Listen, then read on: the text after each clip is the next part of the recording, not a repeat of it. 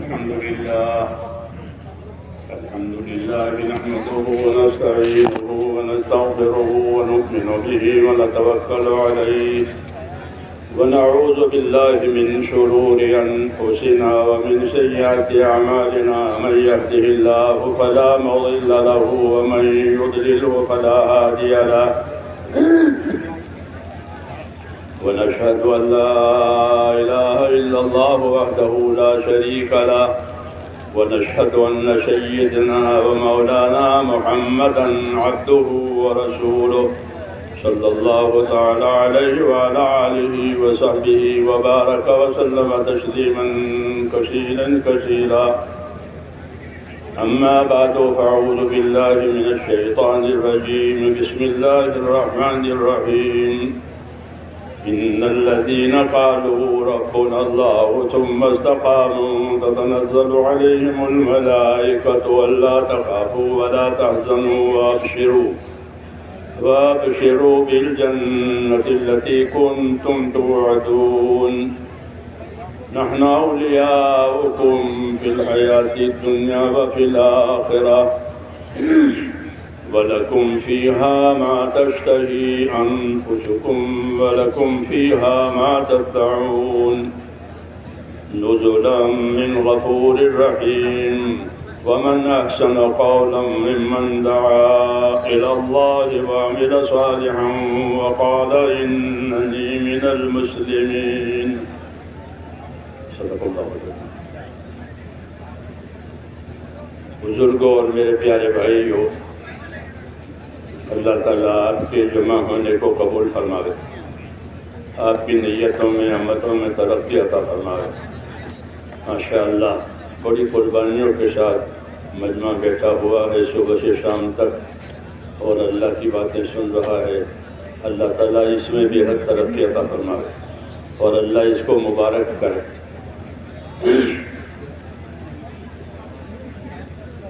میرے پیارے بھائیوں، بات یہ ہے کہ ہماری زندگی ذمہ داریوں کی زندگی ہے، اور تبلیغ جو ہے وہ زندگی کی ذمہ داریوں کو سمجھنے کے لیے ہے۔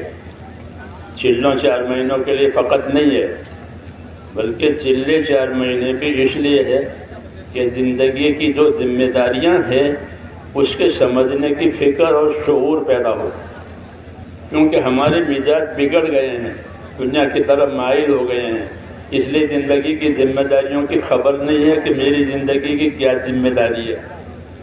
اللہ نے اس کام کی برکت سے یہ شعور اور یہ دھیان پیدا کیا کہ زندگی کی بھی کچھ ذمہ داریاں ہیں، اور یہ زندگی ایسے فالتو چیز نہیں ہے بلکہ بہت قیمتی چیز ہے۔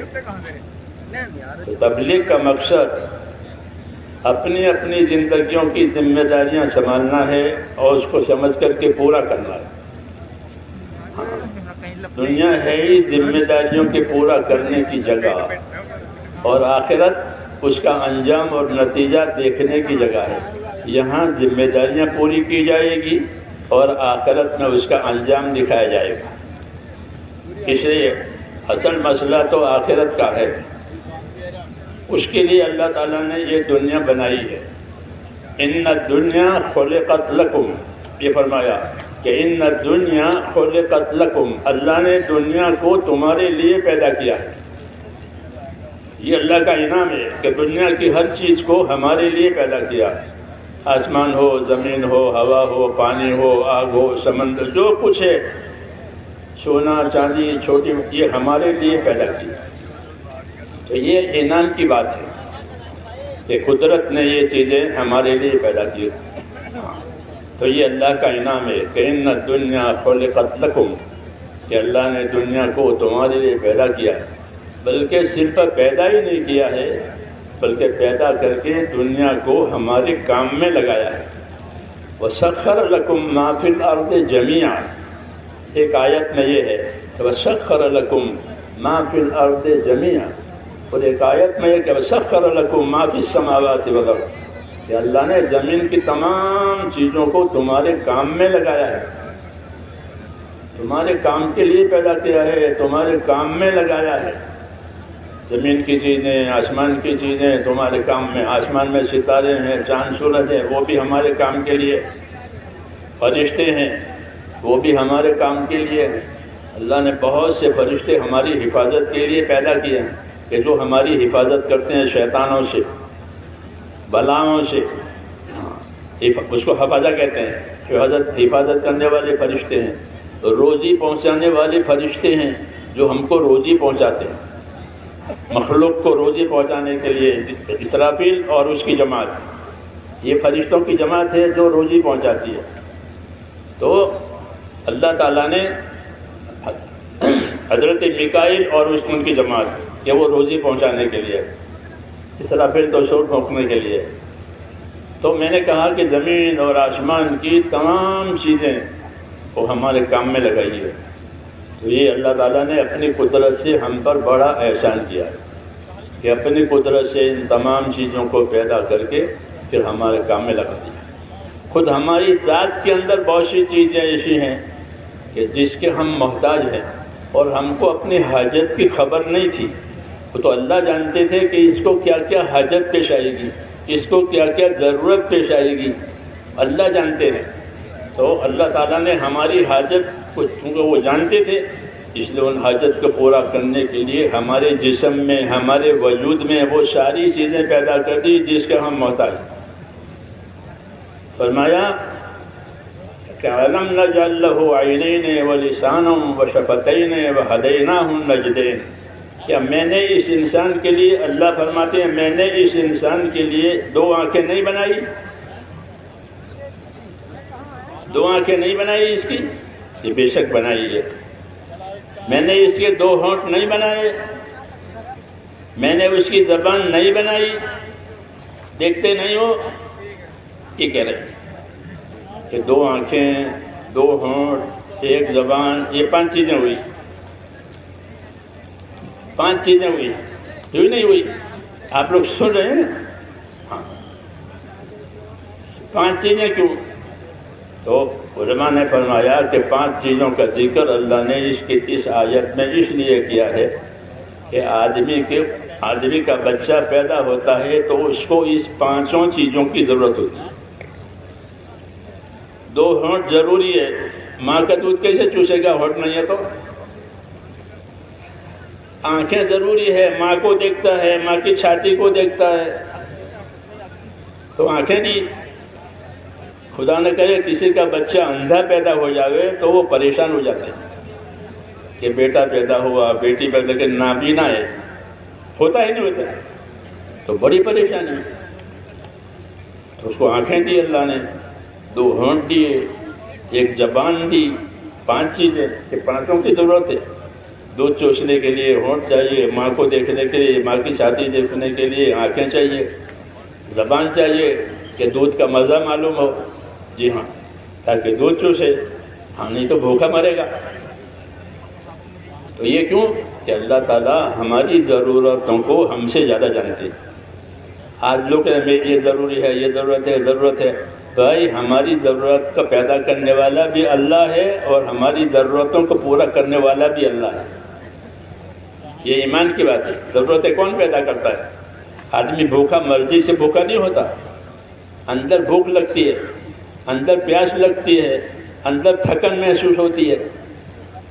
ہاں، اپنی مرضی سے کوئی نہیں تھکتا، اپنی مرضی سے کوئی نہیں پیاسا ہوتا، اپنی مرضی سے کوئی بھوکا نہیں ہوتا، بلکہ یہ حاجتیں اندر پیدا ہوتی ہیں۔ تو جس طرح یہ حاجتیں اندر پیدا ہوتی ہیں، اللہ تعالیٰ اپنی قدرت سے اس کو پوری بھی کرتا ہے کہ تھک گیا ہے تو اللہ فرماتے ہیں تمہارے تھکن کو دور کرنے کے لیے ہم نے تمہارے لیے نیند پیدا کی ہے۔ کیا پیدا کی ہے؟ وَجَعَلْنَا نَوْمَكُمْ سُبَاتًا، کہ ہم نے تمہاری نیند کو، تمہارے بدن کے تھکن کو دور کرنے کے لیے پیدا کیا ہے۔ تو اللہ ہماری ضرورتوں کو ہم سے زیادہ جانتے ہیں، اور زیادہ جاننے کی وجہ سے اس کا انتظام کرتے ہیں۔ ان کو تھکن ہوگی، اپنی روزی روٹی کے لیے کام کرے گا، اپنی ضرورتوں کے لیے کام کرے گا، کسی کی خدمت کے لیے کام کرے گا، تھک جائے گا، تو تھکن دور کرنے کے لیے کیا پیدا کیا؟ کیا پیدا کیا؟ نیند پیدا کی.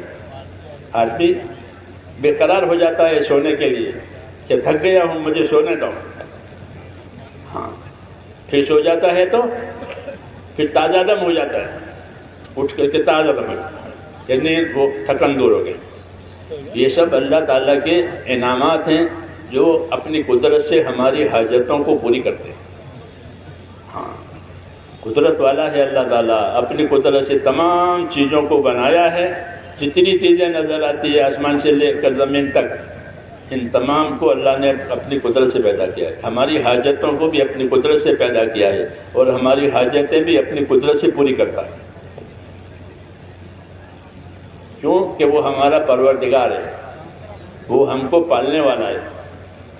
اس لیے سب سے پہلا حق کس کا ہے؟ اللہ کا. سب سے پہلا حق یہ کس کا ہے؟ اللہ کا حق سب سے پہلا ہے. حضرت معاذ بن جبل رضی اللہ عنہ صحابی ہیں, ان سے حضور صلی اللہ علیہ وسلم نے پوچھا کہ معاذ آپ کو معلوم ہے اللہ کا کیا حق ہے؟ کہ نہ مجھے نہیں معلوم. کہ اللہ کا حق یہ ہے کہ اسی کی عبادت کی جائے گی, اس کے ساتھ کسی کو شریک نہیں کیا جائے گا. کہ اللہ کا یہ حق ہے کہ اسی کی عبادت کرو, اس کے ساتھ کسی کو شریک نہ کرو. وہ اکیلا ہے اپنی ذات میں, اپنی صفات میں, اس لیے اسی کی عبادت کی جائے گی. عبادت اس کا حق ہے. تو میں نے کہا کہ زندگیاں جو اللہ تعالیٰ نے ہم کو دی ہیں یہ ذمہ داریوں کو پورا کرنے کے لیے دی ہے. اور اللہ تعالیٰ کا دستور اور قاعدہ یہ ہے کہ جتنی ذمہ داری پوری کی جائے گی اتنی مدد آئے گی. ہم اللہ کی مدد کے محتاج ہیں, تو مدد کب آئے گی؟ کہ جتنی ذمہ داری پوری کی جائے گی اتنی مدد آئے گی. یہ حدیث شریف میں ہے کہ اپنی ذمہ داری پوری کرو اور اللہ سے مدد لو. اپنی ذمہ داری پوری کرو اور اللہ سے مدد لو. مختلف لائن کی ذمہ داریاں ہیں, ایمان کی, عبادت کی, اپنی ضروریات کی, روزی روٹی کی, ہر قسم کی ذمہ داریاں ہیں. جب وہ پوری کرو تو پوری کرو گے تو پھر اس لائن کی مدد آئے گی. یہ دستور ہے اللہ تعالیٰ کا کہ اللہ کی مدد اتنی آئے گی جتنی ذمہ داری پوری گئی. تو ایک تو ذمہ داریاں دنیا کی ہے, اس کا تعلق موت تک ہے. موت پر ساری چیزیں ختم ہو جائے گی, کوئی قضیہ باقی نہیں رہے گا, ختم. لیکن اس کو بھی دیکھنا ہے, دنیا کی ذمہ داریوں کو بھی دیکھنا ہے کہ اللہ تعالیٰ نے ہم کو دنیا کی زندگی گزارنے کا بھی طریقہ بتایا ہے اور آخرت کے بنانے کا طریقہ بھی بتایا کہ دنیا کی زندگی کیسے گزارو گے اور اپنے آخرت کیسے بناؤ گے. دونوں باتیں بتائی ہیں. اور یہ باتیں اس وقت حاصل ہوتی ہے جب کہ ہم اللہ تعالیٰ کا دین سیکھیں. دین سیکھنا ضروری ہے. دین سیکھیں گے تو اللہ کے حق کو بھی پہچانیں گے, آپس کے حقوق کو بھی پہچانیں گے, دنیا کی حقیقت بھی سامنے آئے گی, آخرت کی حقیقت بھی سامنے آئے گی. دین سیکھیں گے تو. اگر دین نہیں سیکھا ہے تو زندگی جو ہے جانور کی زندگی ہو جائے گی کہ اپنے من چاہے پر زندگی گزر گئی اور آخرت میں کچھ نہیں ہے سزا کے سوا. اس لیے اللہ تعالیٰ نے ہم کو زندگی گزارنے کی ذمہ داریاں دی ہیں کہ اپنی زندگی کو صرف گزارنے بلکہ اپنی زندگی بناؤ. اپنی زندگی بناؤ. ہاں کیسی بناؤ؟ کیسے بناؤ کہ دنیا میں حقوق ادا ہو جائیں اور آخرت میں بدلہ ملے. دونوں باتیں کہ دنیا میں حقوق ادا ہو جائیں اور آخرت میں بدلہ ملے. ایسی زندگی گزارو. ہاں اس کے سمجھانے کے لیے اللہ تعالیٰ نے رسولوں کو بھیجا, کیونکہ یہ بات اپنی عقل سے سمجھ میں آنے والی نہیں ہے اور سمجھ میں آئے تو عمل میں آنے والی نہیں ہے. اس لیے اللہ تعالیٰ نے ہر زمانے میں دنیا میں اپنے نبیوں کو بھیجا ہے اور نبیوں نے بھیج کر کے یہ بتایا ہے کہ دنیا کی زندگی کو کیسی گزارنی ہے. کیا صرف کھانے پینے کے لیے پیدا ہوئے ہیں کہ نہیں؟ کھانے پینے کے لیے نہیں پیدا. کھانا پینا تو ضرورت زندگی ہے. دو چیزیں ہوتی ہے, ایک زندگی کی ضرورت, ایک زندگی کا مقصد. ایک زندگی کی ضرورت اور ایک زندگی کا مقصد. ضرورت الگ ہے, مقصد الگ ہے. جیسے مسافر, حج کا مسافر تو اس کا مقصد تو حج کرنا ہے، لیکن حج کی ضرورتیں لے جاتا ہے، کھانا پینا، ٹکٹ، پاسپورٹ، ویزا، یہ سب۔ یہ کیا کہ یہ ضرورتیں ہیں، اصل مقصد تو حج کرنا ہے۔ سمجھ میں آئی نا بات؟ اصل مقصد کیا ہے؟ کہ حج کرنا ہے۔ تو اس کے لیے یہ چیزیں ضروری ہے، اس کو ضرورتیں کہتے ہیں۔ تو ضرورتیں ہمیشہ مقصد کے لیے ہوتی ہے، ضرورت کے لیے نہیں ہوتی۔ ہاں، جو آدمی ضرورتوں میں ہی رہ گیا اور مقصد فوت ہو گیا تو اس کا تو بڑا نقصان ہوا۔ جیسے حج فوت ہو گیا اور یہ حج کی ضرورتوں میں رہ گیا تو کتنا بڑا نقصان ہے۔ ایسے ہی آدمی دنیا کی ضرورتوں میں رہ گیا، دنیا کی راحتوں میں رہ گیا، اور زندگی کا جو اصلی مقصد تھا، جو دین، کہ وہ چھوٹ گیا، کہ اس سے بڑا کوئی نقصان نہیں۔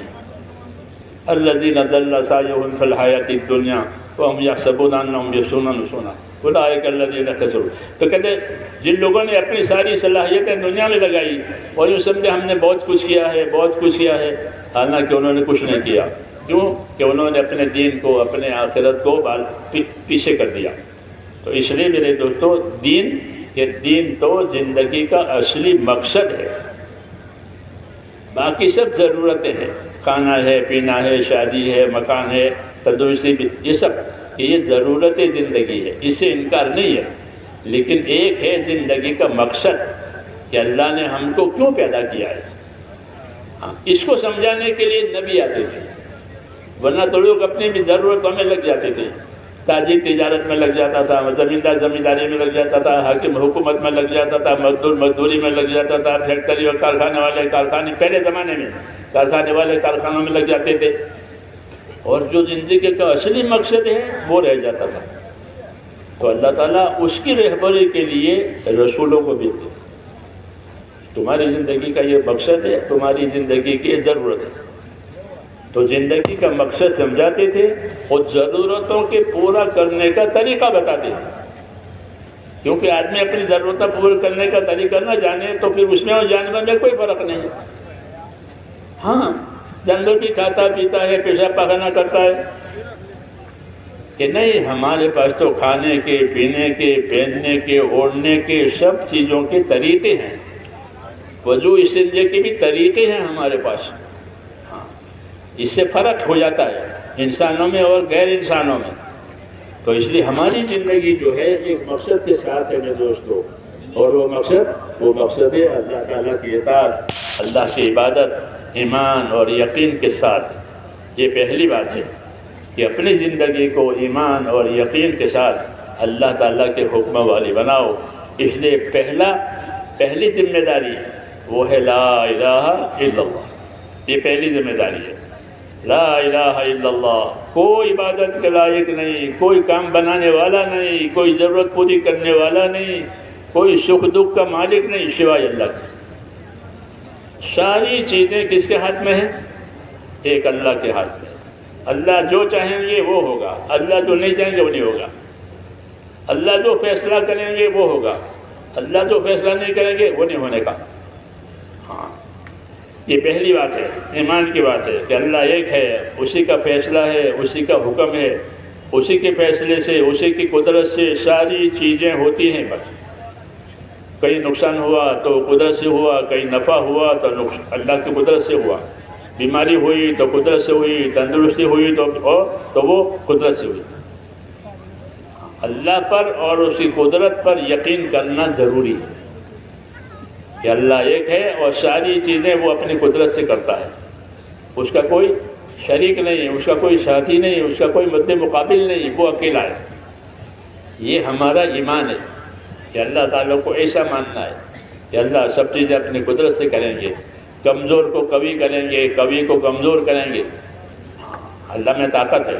دیکھو پہاڑ کتنی بڑی مخلوق ہے اور کتنی طاقتور ہے، کتنا وزن ہے، لیکن جب قیامت آئے گی تو پہاڑ روئی کے گالوں کی طرح اڑیں گے، جیسے روئی کے گالے اڑتے ہیں۔ روئی کے گالے جیسے اڑتے ہیں روئی کے، ایسے پہاڑ اڑیں گے۔ کہ پہاڑ بھاری تھا، اس کو اللہ تعالیٰ نے زمین پر اس لیے ٹھہرایا تھا کہ زمین ہل رہی تھی پانی پر، تو اوپر پہاڑ کی میخ لگا دی، اتنا اس میں وزن ہے۔ لیکن جب قیامت آئے گی تو یہ روئی کی کنوں کی طرح اڑ جائیں، یہ بھاری تھے، اللہ نے اس کو ہلکا بنا دیا تو اڑ رہے ہیں۔ وہ یہ تمر مر صحاب، جیسے بادل کے ٹکڑے، اب دیکھو بادل کے ٹکڑے ادھر ادھر چلتے نہیں چلتے کہ ایسے پہاڑ چلیں گے، کوئی وزن ہی نہیں ہے اس کے اندر۔ تو اللہ وزندار کو بے وزن بناوے، بے وزن کو وزندار بناوے، کبھی کو کمزور بناوے، کبھی کو کمزور بناوے، یہ اللہ کی شان ہے۔ اس لیے پہلی ذمہ داری ہماری یہ ہے کہ ہم اللہ تعالیٰ کو اس کی شان کے ساتھ، اس صفات کے ساتھ پہچانیں کہ ہمارا اللہ ہے، اس کے جیسا کوئی نہیں ہے، وہی کام بنانے والا ہے، وہی نفع نقصان کا مالک ہے، وہی حیات موت کا مالک ہے۔ یہ پہلی بات ہے ہماری، لا الہ الا اللہ، ایک اللہ ہے، وہ کرنے والا ہے۔ کہتے ہیں اس کلمے کو بار بار پڑھا کرو، لا الہ الا اللہ، اس کلمے کو بار بار پڑھا کرو، اپنے ایمان کو تازہ کیا کرو، اپنے ایمان کو تازہ کیا کرو۔ یہ پہلی بات ہے ہماری، کلمہ پڑھ کر کے اپنے ایمان کو تازہ کرو، اللہ کی قدرت سے بنی ہوئی چیزوں کو دیکھا کرو کہ اللہ نے اپنی قدرت سے کیسی کیسی چیزیں بنائی ہیں، کیسے کیسے سمندر بنائے ہیں، کیسے پانی بنایا، ہوا بنا، بڑی بڑی طاقت کی چیزیں بنائی ہیں، کہ اس کو دیکھو، اپنے وجود کو دیکھو۔ تمہارے وجود میں اللہ کی قدرت ہے، تمہارا بچپنا اللہ کی قدرت سے ہے، تمہاری جوانی اللہ کی قدرت سے ہے، تمہارا بوڑھاپا اللہ کی قدرت سے ہے، تمہاری موت اللہ کی قدرت سے ہے۔ ان سب چیزوں پر، ہماری سب چیزوں پر اللہ تعالیٰ کی قدرت ہے۔ اس لیے پہلی ذمہ داری ہے کہ اللہ کو، اس کی قدرت کو پہچاننا، پھر اللہ سے اور اس کی قدرت سے فائدہ اٹھانا، یہ دوسری بات ہے۔ قدرت کو پہچاننا، اللہ تعالیٰ کو پہچاننا اور اللہ کی قدرت سے فائدہ اٹھانا۔ اللہ کی قدرت سے فائدہ اٹھانے کا کیا طریقہ ہے؟ اللہ کی قدرت سے کیسے فائدہ اٹھائیں گے؟ تو یوں کہتے ہیں کہ اللہ کی قدرت سے فائدہ اٹھانے کا ایک راستہ ہے، وہ ہے اللہ کی عبادت۔ وہ کیا ہے؟ کہ اللہ کی عبادت، کہ اللہ کی قدرت سے فائدہ اٹھانے کے لیے اللہ کی عبادت ہے، اور کوئی راستہ نہیں ہے۔ اللہ سے کوئی زور زبر سے کوئی چیز نہیں لے سکتے۔ جی ہاں، کوئی مکر کر کے، داؤ کر کے، دغا کر کے اللہ سے کوئی چیز نہیں لے سکتے۔ کوئی دو ہی طاقتیں ہیں، یا تو زور زبر سے لے، اور زور زبر نہیں تو کوئی دغے سے، خیانت سے، چپکے سے، تو یہ دونوں باتیں نہیں ہوتی اللہ کے۔ اللہ سب کچھ جانتے ہیں۔ تو اللہ سے نفع اٹھانے کے لیے ایک ہی راستہ ہے، وہ کیا؟ کہ اللہ پر ایمان لا کر اللہ کی عبادت کرو۔ اللہ سے فائدہ اٹھانے کے لیے اللہ نے ہم کو عبادت کی دعوت دی ہے۔ اس کی دعوت دی ہے وَأَنِ اعْبُدُونِي، کہ میری عبادت کرو۔ ھذا صراط مستقیم، یہی سیدھا راستہ ہے۔ اللہ کی عبادت پر زندگی کو ڈالنا، یہ سیدھا راستہ ہے۔ وَأَنِ اعْبُدُونِي ھذا صراط مستقیم، کہ میری عبادت پر قائم رہو، یہی سیدھا راستہ ہے۔ اللہ کی عبادت سے ہٹ جانا، اپنی زندگی کی ذمہ داریوں سے ہٹ جانا، کہ یہ گمراہی ہے۔ یہ کیا ہے؟ یہ گمراہی ہے کہ زندگی مقصد پر نہیں ہے، زندگی سے بھٹک گیا ہے۔ اس لیے دعوت دی ہے کہ وَأَنِ اعْبُدُونِي ھذا صراط مستقیم، میری عبادت پر قائم رہو، کہ یہی سیدھا راستہ ہے۔ تو اللہ تعالیٰ نے ہم کو سیدھا راستہ بتایا، وہ راستہ ہے کہ زندگیوں میں ایمان کے ساتھ اللہ تعالیٰ کی عبادت آئے۔ عبادت کا مفہوم یہ ہے کہ اپنی جان سے، مال سے، صحیح نیت سے اللہ کے حکموں کی تابعداری کرنا، آخرت بنانے کے لیے، یہ عبادت کا مفہوم ہے۔ میری بات سمجھ رہے ہیں نا؟ یا سو رہے ہیں؟ آپ تھکے ہوئے ہیں، یہ تو یقینی بات ہے، صبح سے شام تک بیٹھے ہوئے ہیں، مگر ایک کام ہے، اس کو شروع کیا ہے تو پھر پورا بھی کرنا ہے، ادھورا چھوڑ نہیں سکتے، ہے نہیں بات؟ ہاں، تو اس لیے تو میں نے کہا کہ عبادت کا مفہوم یہ ہے کہ اللہ کے حکم کے مطابق اپنی جان سے، اپنی مال سے، صحیح نیت سے اللہ کی دی ہوئی ذمہ داریوں کو پورا کرنا، اس کا نام ہے عبادت۔ عبادت سے بڑی کوئی چیز نہیں ہے۔ کیوں کہ فرمایا وَأَنِ اعْبُدُونِي ھذا صراط مستقیم، میری عبادت پر قائم رہو، یہ ہے سیدھا راستہ۔ اس کے بغیر کوئی سیدھا راستہ نہیں ہے۔ اپنی زندگی کو عبادت پر ڈالنا، یعنی اپنی جان سے، اپنے مال سے صحیح نیت کے ساتھ اللہ تعالیٰ کے حکموں کو پورا کر دینا، یہ زندگی کی ہماری ذمہ داری ہے۔ اور خدا کا دستور یہ ہے کہ جتنی ذمہ داری پوری کی جائے گی اتنی مدد آئے گی۔ ہم مدد کے بھی محتاج ہیں، ہم دنیا میں اور آخرت میں اللہ کی مدد کے محتاج ہیں۔ تو مدد لینے کا کیا طریقہ ہے؟ یہ مدد لینے کا طریقہ عبادت ہے۔ مدد لینے کا کیا طریقہ ہے؟ اللہ کی عبادت۔ وَاعْبُدُونِي هَذَا صِرَاطٌ مُسْتَقِيمٌ، میری عبادت پر رہو، یہ سیدھا راستہ ہے۔ اور مدد عبادت سے إِيَّاكَ نَعْبُدُ وَإِيَّاكَ نَسْتَعِينُ، روز یہ پڑھتے ہیں کہ اللہ ہم تیری ہی عبادت کریں گے، تجھ سے مدد لیں گے، تیری عبادت کریں گے، تجھ سے مدد لیں گے، ہر رکعت میں یہ پڑھتے ہیں، کیونکہ یہ قاعدے کی بات ہے، یہ قاعدے کی بات ہے اور فائدے کی بات ہے دونوں۔ قاعدہ یہ ہے کہ اللہ سے مدد لینے کے لیے کوئی طاقت ہمارے پاس نہیں ہے سوائے عبادت کی۔ اللہ بڑی طاقت والا ہے، اس کے ساتھ کون مقابلہ کر سکتا ہے؟ ہاں اتنی بات ہے کہ اللہ تعالیٰ کی جب عبادت کی جائے گی تو پھر اللہ تعالیٰ کی مددوں کے دروازے کھل جائیں گے، ہاں پکی بات ہے۔ اور جہاں اللہ کی عبادت میں کمی کوتاہی ہوئی تو پھر مصیبتیں آ گئی، ہاں کہ ذمہ داری پوری نہیں ہوئی، تو ذمہ داریوں کے پوری نہ ہونے سے نقصان ہوگا اور ذمہ داریوں کے پورا ہونے سے مدد آئے گی۔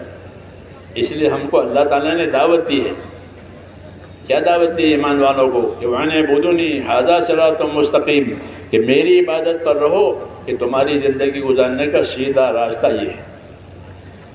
پھر اللہ تعالیٰ نے ہم کو عبادت کرنے کے لیے اور حکم پورا کرنے کے لیے دو طاقتیں دی ہیں۔ کتنی؟ دو طاقتیں کون سی؟ کہ ایک جان کی طاقت، یہ ہمارا وجود سر سے پاؤں تک، اور ایک مال کی طاقت۔ دو طاقتیں دی اللہ نے، مال پیدا کیا ہے اور ہمارا یہ وجود بھی بنایا ہے۔ یہ دو طاقتیں ہیں، سر سے لے کر پاؤں تک، اس میں آنکھوں کی طاقت، کانوں کی طاقت، زبان، یہ مختلف طاقتیں اندر۔ جی ہاں، یہ طاقتیں بگڑ جاتی ہے تو پھر اس کی دوائیں ہوتی ہے، آنکھوں کا ڈاکٹر، کانوں کا ڈاکٹر۔ جی ہاں، یہ طاقتیں ہیں، دی کام کرنے کے لیے دی ہے، عبادت کرنے کے لیے دی ہے۔ تو مختلف طاقتیں، ایک طاقت وہ بدن میں دی ہے، دوسری طاقت اللہ تعالیٰ نے ہم کو جو دی ہے ذمہ داریوں کو پورا کرنے کے لیے، وہ مال ہے۔ وہ کیا ہے؟ مال۔ اور مال کو اللہ نے ایسا بنایا ہے کہ ہر انسان کو مال سے محبت ہے۔ یہ آپ لوگوں کو نہیں ہے،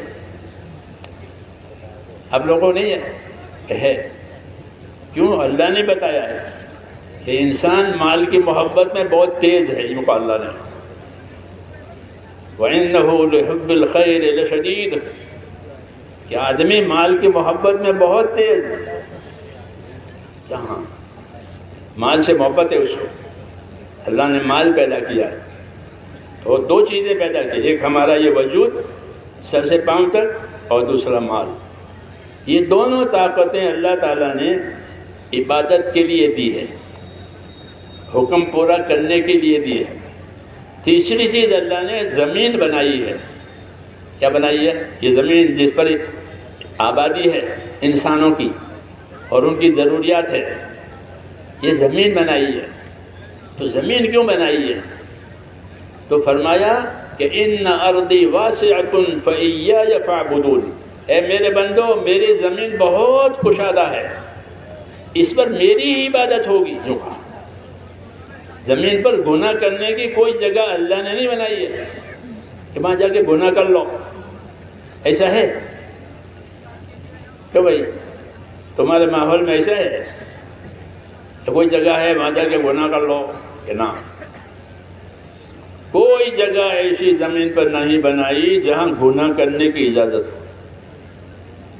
لقمان حکیم ایک بڑے بزرگ گزرے، وہ اپنے بیٹے کو نصیحت کرتے تھے، تو انہوں نے بیٹے کو یہ نصیحت کی کہ بیٹا دیکھو، اگر تم کو گناہ کرنا ہو تو ایسی جگہ تلاش کر لینا جہاں اللہ نہ دیکھے زمین پر، تو ایسے کوئی جگہ نہیں ہے۔ ہاں، تو میری بات سمجھا رہی؟ تو زمین گناہ کرنے کے لیے نہیں بنائی ہے، تو زمین کس لیے بنائی ہے؟ کہ زمین اللہ نے عبادت کے لیے بنائی ہے. ہمارا یہ وجود ہے وہ بھی عبادت کے لیے بنا ہے، اور ہمیں جو مال دیا ہے وہ بھی عبادت کے لیے دیا ہے. ہاں، یہ تینوں چیزیں ہیں، زمین، ہمارا یہ وجود سر سے پاؤں تک، اور تیسری بات کیا؟ مال. ہاں، یہ تینوں چیزیں عبادت کے اسباب میں سے ہیں کہ اس پر اللہ کی عبادت ہوگی. حضور صلی اللہ علیہ وسلم نے فرمایا میرے لیے پوری زمین مسجد بنائی گئی ہے کہ میری امت کا آدمی جہاں چاہے نماز پڑھ لے، جنگل میں، پہاڑوں میں، ہاں، کھیتوں میں، باغوں میں، جہاں چاہے نماز پڑھ لے، نماز اس کی ہو جائے گی. جی ہاں، کیوں کہ پوری زمین کو اللہ تعالیٰ نے گویا مسجد کی طرح بنایا ہے کہ ضرورت پڑی تو وہیں نماز پڑھ لے. کھیت میں ہے تو کھیت میں نماز پڑھ لے، باغ میں ہے تو باغ میں نماز پڑھ لے، جنگل میں ہے تو جنگل نماز پڑھ لے. ہاں، پوری زمین میرے لیے مسجد بنا دی گئی ہے. کیوں کہ بندوں کو عبادت کے لیے پیدا کیا ہے، اور عبادت کے لیے ان کو یہ زمین کا پورا میدان دیا ہے. ان ارضی واسعۃ فإیایا فاعبدون. کیونکہ یہ چیزیں میرے دوستو، یہ چیز ہماری زندگی کا مقصد ہے، اس لیے یہ سارا نظام اللہ تعالیٰ نے کیا ہے کہ ہم نے بندوں کو، ایمان والوں کو خاص طور سے اور عام بندوں کو بھی ہم نے عبادت کے لیے پیدا کیا ہے، اور کسی کام کے لیے نہیں پیدا کیا. یہ کہا کہ وما خلقت الجن والانس الا لیعبدون، میں نے جناتوں کو اور انسانوں کو عبادت کے لیے پیدا کیا. انسانوں کی آبادی سے پہلے زمین پر جناتوں کی آبادی تھی. جنات پہلے پیدا ہوئے ہیں، آدم علیہ السلام بعد میں پیدا ہوئے ہیں، لیکن دونوں کو اللہ تعالیٰ نے عبادت کے لیے پیدا کیا. تو یہ بتایا کہ زندگی کی ذمہ داری عبادت ہے. ہاں، اور حضور صلی اللہ علیہ وسلم نے ہم کو یہ بتایا کہ زندگی میں جتنی ذمہ داریاں اللہ کی طرف سے آنے والی پوری کی جائے گی، اتنی مدد آئے گی. مدد لینے کا یہ راستہ ہے، دوسرا راستہ نہیں ہے کہ اللہ سے مدد لینی ہے، اللہ سے آسانیاں لینی ہے، اللہ سے برکتیں لینی ہے. کہ برکت لینا کا ایک ہی راستہ ہے، وہ راستہ یہ ہے کہ اپنی اپنی زندگیوں کو اللہ تعالیٰ کی عبادت پر اور اس کے حکموں کی تابع داری پر لگاؤ، ہر حال میں، ہر حال میں.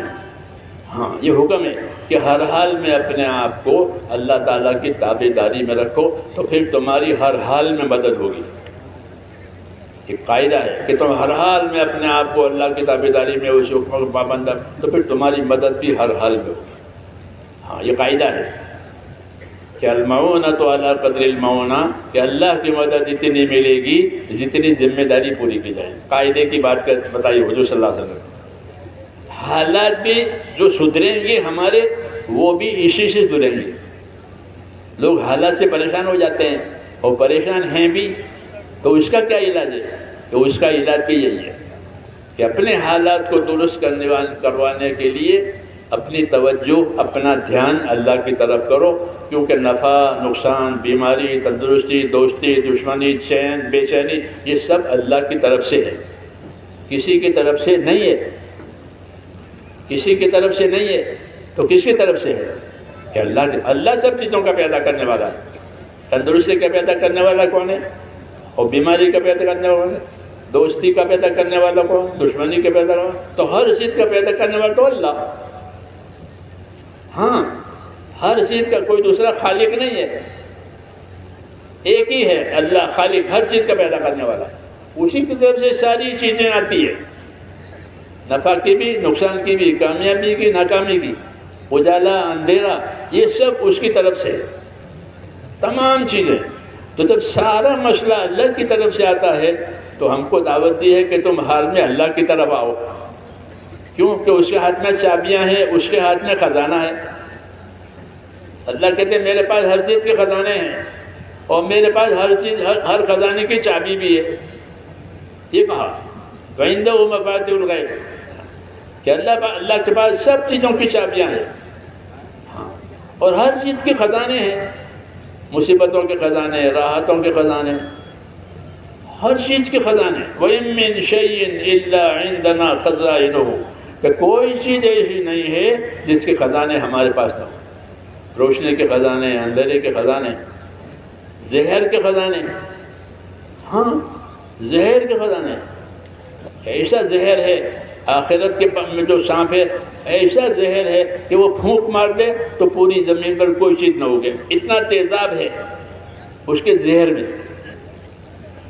ہوتا ہے نہیں، تیزاب ہوتا ہے زہر میں، دنیا کے سانپوں میں بھی ہوتا ہے۔ ایک دفعہ ہم سفر کر رہے تھے پیدل بھوپال کے علاقے میں، دو آدمی کی جوڑی بنا کر جنگل میں پیدل چلتے ہیں، دو آدمی کی جوڑی، ایک سانپ دکھائی دیا تو ڈر گئے، چلو کہ نہیں یہ مرا ہوا ہے، کسی نے مارا ہے، مار کے چھوڑ دیا۔ پھر اس آدمی نے بتایا کہ یہ وہ سانپ ہے کہ اگر یہ پھونک مارے تو بدن سڑنے لگے، بدن سڑنے لگے، اچھا نہ ہو، یہ وہ ہے۔ تو دنیا کے سانپوں میں یہ بات ہے، تو آخرت کی بات تو اس سے بھی کہیں زیادہ ہے۔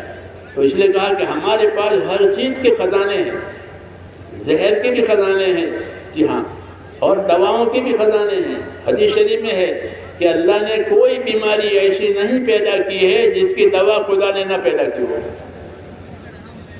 بیماریاں بھی اللہ پیدا کرتا ہے اور دوا بھی اللہ پیدا کرتا ہے، ایسے نہیں کہ بیماری پیدا ہو گئی اب دوا نہیں ہے، نہ ایسا نہیں۔ تو میں نے کہا کہ ہر چیز اللہ کے قبضے میں ہے، ہر چیز اللہ کے خزانوں میں ہے، وہیں سے آتا ہے۔ اس لیے اپنے حالات کو بنانے کے لیے اور اپنی ضرورتوں کو پورا کرنے کے لیے ہر حال میں اللہ کی طرف توجہ اور دھیان دینے کی ضرورت ہے۔ اسی کی دعوت دی ہے ہم کو کہ ہر حال میں اللہ کی طرف متوجہ رہو، اس کے ہاتھ میں سب کچھ ہے، کسی کے ہاتھ میں کچھ نہیں ہے، کسی کے ہاتھ میں کچھ نہیں ہے۔ جو کچھ آئے گا وہاں سے آئے گا، دنیا کے اسباب سے ظاہر ہوگا، آئے گا وہاں سے۔ جیسے آپ نل کھولو گے تو یہاں پانی تو نل میں سے ملا، ٹوٹی میں سے، لیکن پانی تو وہاں سے آ رہا ہے، وہ نظر نہیں آتا، یہاں سے نظر آتا ہے کہ پانی کھول دیا، ورنہ پانی کا خزانہ دوسری جگہ ہے، ظاہر یہاں سے ہوتا ہے۔ ایسے ہی دنیا کے اسباب سے چیز ظاہر ہوتی ہے کہ دوا سے تندرستی ہو گئی، کہ دوا سے تندرستی نہیں ہوئی ہے، وہاں سے آئی ہے، دوا سے ظاہر ہوئی ہے۔ سورج میں روشنی نہیں ہے، سورج سے روشنی ظاہر ہوتی ہے، کیونکہ سورج اللہ سے روشنی لیتا ہے، سورج اللہ سے روشنی لیتا ہے۔ هو الذي جعل الشمس ضياء والقمر نورا، اللہ وہ پروردگار ہے کہ جس نے سورج کو روشن کیا اور چاند کو چاندنا بنایا۔ چاند کی روشنی میٹھی ہے، سورج کی روشنی تیز ہے، تو یہ کس نے بنائی ہے؟ کہ اللہ نے بنائی ہے۔ تو سورج روشنی اللہ سے لیتا ہے، چاند اپنا چاندنا اللہ سے لیتا ہے۔ اس طرح دنیا کا ہر سبب اپنی طاقت اللہ سے لیتا ہے اور کسی میں کوئی طاقت نہیں ہے۔ زمین اپنی طاقت اللہ سے لیتی ہے، پھر وہ اگاتی ہے۔ تو ایسی ہر چیز کا تعلق اللہ سے ہے۔ جب ہر چیز کا تعلق پیدا کرنے کے لحاظ سے، نفع دینے کے لحاظ سے، نقصان دینے کے لحاظ سے، ہر چیز کا تعلق اللہ سے ہے، تو پھر ہم تعلق کس سے جوڑیں گے؟ چیزوں سے جوڑیں گے یا اللہ سے جوڑیں گے؟ کہ اللہ سے، کیونکہ ساری چابیاں اس کے ہاتھ میں۔ یہ دعوت ہے لا الہ الا اللہ کہ اللہ سے اپنا تعلق جوڑو، نفع نقصان کا مالک وہی ہے۔ اللہ چاہے گا تو نقصان ہوگا، اللہ نہیں چاہے گا تو نہیں ہوگا، اللہ چاہے گا تو نفع ہوگا، نہیں تو نہیں ہوگا۔ اس لیے رسول صلی اللہ علیہ وسلم نے یہ بات بتائی ہم کو، فائدے کی بات، کہ اپنا تعلق اللہ سے صحیح کرو، اللہ ناراض نہ ہو، اللہ ناراض نہ ہو، ایسا کوئی کام نہ کیا جائے کہ اللہ ناراض ہو۔ کہ اللہ کا ناراض ہونا بہت سخت بات ہے، بہت خطرناک بات ہے۔ عیسیٰ علیہ السلام سے کسی نے پوچھا کہ سب سے زیادہ خطرناک چیز اور ڈرنے کی چیز کیا ہے؟ کہ سب سے زیادہ ڈرنے کی چیز اللہ کی ناراضگی ہے، اللہ کا غضب ہے، کہ اللہ ناراض ہے، کہ بہت خطرناک بات ہو گئی۔ ہاں، اس کی کسی میں برداشت نہیں ہے۔ اس لیے کہتے ہیں اپنے آپ کو اللہ کی ناراضگی سے بچانا اور اللہ کے رضا والے راستے پر ڈالنا، یہ عقل مند آدمی کا کام ہے۔ سمجھدار آدمی یہی کرے گا کہ اپنی ذات سے اللہ کو ناراض مت کرو، اللہ کو راضی کرو۔ الکیس من دان نفسہ وعمل لما بعد الموت والعاجز من اتبع نفسہ ہواها وتمنى علی اللہ المانی۔ حضور صلی اللہ فرماتے ہیں کہ باہوش آدمی وہ ہے جو اپنے آپ کو اللہ کی خوشنودی والے کاموں کا پابند کرے، جس کا پابند کرے. جن کاموں سے اللہ تعالیٰ خوش ہوتا ہے اس کا اپنے آپ کو پابند کرو، اور جن کاموں سے اللہ ناراض ہوتا ہے اس سے اپنے آپ کو دور رکھو. یہ عقل مندی کی بات ہے کہ الکیس من دان نفسہ وعمل لما بعد الموت، کہ سمجھدار آدمی وہ ہے کہ جو اپنے آپ کو اللہ کی رضا اور خوشی والے کاموں کا پابند کرے، یعنی موت کے بعد فائدہ دینے والا عمل آج کرے. یہ خلاصہ ہے بات کا کہ موت کے بعد کام آنے والا عمل آج کر لے، یہ باہوش ہے. اور جو یہ نہ کرے وہ نادان ہے. نادان ہے کہ اپنے من چاہے کے پیچھے گیا ہے، یہ پتہ نہیں کہ اللہ راضی ہے ناراض ہے، کہ یہ نادان ہے، اپنا نقصان کر رہا ہے. اس لیے میں نے ہم کو دعوت دی ہے کہ اپنی زندگی کو اللہ کی رضا والے کاموں پر لگاؤ. جس سے کیا ہوگا کہ اس سے دنیا کے حالات میں بہتری آئے گی. آج لوگ حالات سے پریشان ہیں، حالات سے آج کی انسانیت پریشان ہے. تو اس کا کیا علاج ہے؟ کہ اس کا علاج یہی ہے کہ جہاں سے حالات آتے ہیں وہاں جاؤ. حالات کہاں سے آتے ہیں؟ اللہ کی طرف سے. رات کون بناتا ہے اور دن کون بناتا ہے؟ اجالا کون بناتا ہے؟ اندھیرا کون بناتا ہے؟ تو حالات تو اللہ پیدا کرتے ہیں. جوانی کس نے دی، بڑھاپا کس نے دیا، بچپنا کی حالات نے، یہ کس نے بنائے ہیں؟ اللہ نے بنائے ہیں. تو جو اللہ حالات بنانے والا ہے اور حالات پیدا کرنے والا ہے، اپنا تعلق اس سے کرو، اس کو راضی کرو، پھر سارے حالات ٹھیک ہو جائیں گے. اور یہ بات رسول صلی اللہ علیہ وسلم نے صاف لفظوں میں ہم کو بتائی ہے. میری بات سمجھ میں آ رہی ہے؟ بات سمجھ میں آتی ہے؟ ہاں. تو ہم کو یہ صاف بتایا کہ حالات صحیح کرنے کے لیے سوائے اللہ کو راضی کرنے کے دوسرا راستہ نہیں ہے. من اصلح ما بینہ وبین اللہ اصلح اللہ ما بینہ وبین خلقہ، کہ جو لوگ اپنا اور خدا کا معاملہ ٹھیک کر لیں گے تو اللہ ان کا اور مخلوق والا معاملہ ٹھیک کر دے گا. کتنی آسان بات ہے کہ اپنا معاملہ اللہ سے ٹھیک کرو، وہاں سے سب چیزیں آتی ہیں، نفع نقصان، تندرستی، بیماری، دوستی، دشمنی، سب. تو اپنا معاملہ اللہ سے ٹھیک کرو. تو کیا ہوگا کہ تمہارے سارے معاملات آپس کے ٹھیک ہو جائیں گے. یہ دعوت دی ہے، یہ طریقہ بتایا ہے کہ اپنا معاملہ اللہ سے ٹھیک کرو. تو اللہ سے اپنا معاملہ ٹھیک کرنے کے لیے، کہ اللہ سے ہم معاملہ ٹھیک کرنے کے لیے اللہ تعالیٰ نے ہم کو کچھ چیزیں دی ہے اللہ سے معاملہ صحیح کرنے کے لیے. وہ کیا چیزیں دی ہیں؟ ایک تو اللہ نے ہم کو ایمان دیا. کیا دیا ہے؟ لا الہ الا اللہ. یہ ایمان کا کلمہ ہے. یہ سب سے قیمتی چیز ہے، اس سے زیادہ قیمتی کوئی چیز نہیں کہ اللہ نے ہم کو ایمان دیا. لا الہ الا اللہ محمد رسول اللہ. ہم ایمان لائے اللہ پر، اس کی کتابوں پر، اس کے رسولوں پر، اس کے فرشتوں پر، آخرت کے دن پر اور موت کے بعد زندہ ہونے پر. یہ ہمارا ایمان ہے ان باتوں پر، یہ باتیں حق ہے. تو ہم کو اللہ نے ایمان دیا، یہ پہلی چیز ہے. اس ایمان کا کیا تقاضا ہے؟ کیوں ایمان دیا ہے؟ اللہ نے ہم کو ایمان دیا ہے میرے بھائیوں اپنی اطاعت کرنے کے لیے. کس کے لیے؟ کہ اللہ پر ایمان لا کر اللہ کی اطاعت کرو، جان سے، مال سے، نیت سے، عمل سے اللہ کی اطاعت اور تابعداری کرو. یہ ایمان لانے کا مطلب ہے کہ ہم اللہ پر ایمان لائے، یعنی اب اللہ تعالیٰ کو اللہ کی تابعداری کریں گے، اپنی جان سے بھی، اپنے مال سے بھی، اپنے نیت سے بھی، اور صحیح طریقے سے اللہ کی عبادت کی جائے گی، اللہ کی اطاعت کی جائے گی، تاکہ اللہ تعالیٰ راضی ہو جائے. اللہ راضی ہو جائے گا کہ سارے حالات ٹھیک ہو جائیں گے. ہاں، دشمن دوست ہو جائیں گے. کیا ہو جائیں گے؟ دشمن دوست ہو جائیں گے. ہاں، اللہ میں طاقت ہے. دشمنی دوستی دلوں میں اللہ کی طرف سے آتی ہے. جب اللہ ناراض ہوتے ہیں تو دشمنی ڈال دیتے ہیں. کیا آپس میں دو بھائی ہیں دشمن ہو گئے؟ ہاں، سگے بھائی ہیں، ایک ماں باپ کی اولاد ہے اور ایک دوسرے کے دشمن ہے. کہ کیا بات ہوئی؟ کہ ان کے کسی گناہ کی سزا ہے. ان کے کچھ گناہ کہ ان میں عداوت پڑ گئی، اور اگر زندگی صحیح ہوتی ہے تو محبت پیدا ہو جائے. کیا پیدا ہوتی ہے؟ محبت پیدا ہوتی ہے. زندگی صحیح ہوتی ہے، ایمان سے، اعمال سے محبتیں پیدا ہوتی ہیں.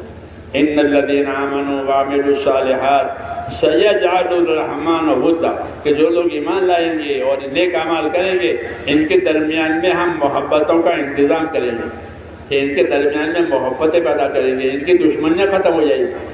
جیسے مدینہ منورہ کے رہنے والے لوگ پہلے دشمن تھے اور برسوں سے دشمن تھے، بڑی بڑی لڑائیاں ہوتی تھیں، اور جب رسول صلی اللہ علیہ وسلم مدینہ تشریف لے گئے اور وہ ایمان لائے اور آپ کے دین پر قائم ہوئے تو ان کی دشمنیاں دوستی سے بدل گئی.